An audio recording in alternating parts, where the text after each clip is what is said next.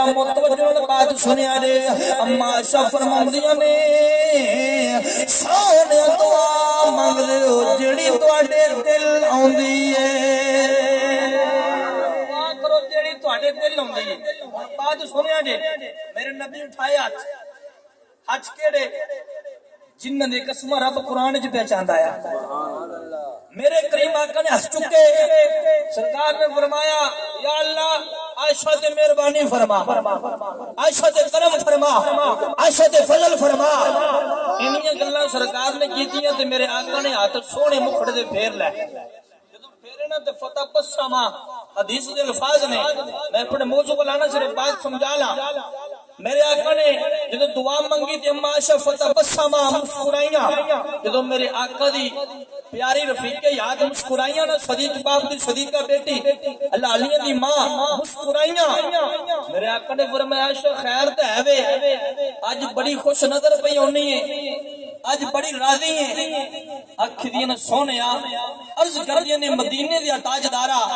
میں راضی کیوں نہ ہواں میں خوش کیوں نہ ہواں تسی میرے واسطے دعا جو کر چھڈی ہے میرے واسطے دعا جو کر چھڈی ہے میرے کملی والے نے فرمایا عائشہ میں تیرے واسطے ایک باری دعا کیتی ہے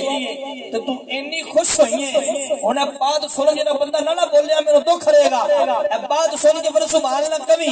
اپنی سبحان اللہ دی وزن کری تے گل دا بھی وزن کری میرے کریم نبی فرمایا عائشہ میں تیرے واسطے ایک دفعہ دعا کیتی ہے تو اتنی خوش بھی ہونی ہے فرمایا وعزتی وجلالی وکبریا میرے انہوں امتیاں دی خوشی دا عالم کی ہوئے گا جن واسطے میں محمد ایک دن وچ ایک باری نہیں دو باری نہیں تین باری نہیں ایک دیہاڑی وچ 70 باری یہی دعا کرنا وا ایک دو باری نہیں ایک دن وچ یا رسول اللہ زندہ باد زندہ باد میرے آقا فرمایا ایک دو باری نہیں ایک دن مجھے 70 باری میں اپنے اس ہر امتی واسطے دعا کرنا وا جن نے میرا کلمہ پڑھایا میں کہ جب باپ جان تو بات تو کہنا دعا نہ منگو اج ماں جان تو بات تو کہنا دعا نہ منگو ایک کملی والے نے زندگی دے ہر لمحے تیرے میرے واسطے دعا کر چھڈی یار میرے آقا نے فرمایا جدوں بندہ کوئی دنیا تو چلا جائے ماں ٹر جائے باپ ٹر جائے بھائی ٹر جائے رشتہ دار یار بیلی سنگی ٹر جائے میرے آقا نے فرمایا بندے جان تو بعد او دے نامہ مال دا سلسلے منقطع ہو جاندا ہے کی ہوندا ہے ختم ہو جاندا ہے انہوں کوئی شاید فائدہ یا نقصان نہیں دیندی انہوں بات سنیا جے جس مقصد واسطے سے آئے ہو مقصد دی بات سنو سرکار نے فرمایا بندہ گناہگار جائے پھر بھی نامہ مال سلسلے منقطع کوئی جناب عالم جائے حاجی نمازی کاری جائے جڑے کر گیا اس کے بعد ختم سرکار نے علماء جگدی سونے پھر مدنی تاجدار نے فرمایا مرن تو بعد 3 کام ایسے نے جڑے قبر وچ مرن والوں نفع دیندے قبر وچ مرن والے نو نفع دیندے نے میرے کریم آقا دے پیارے غلاموں سرکار مدینہ نے فرمایا میرے صحابہ اے میرے غلاموں مرن تو بعد 3 کام ایسے نے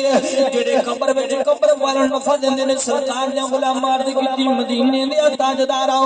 بدو آدم مکھڑے والے علم بشرا دے سینے والے آمینہ دے لالو کم کڑے نے میرے آقا نے فرمایا صحابہ 2 کم ایسے نے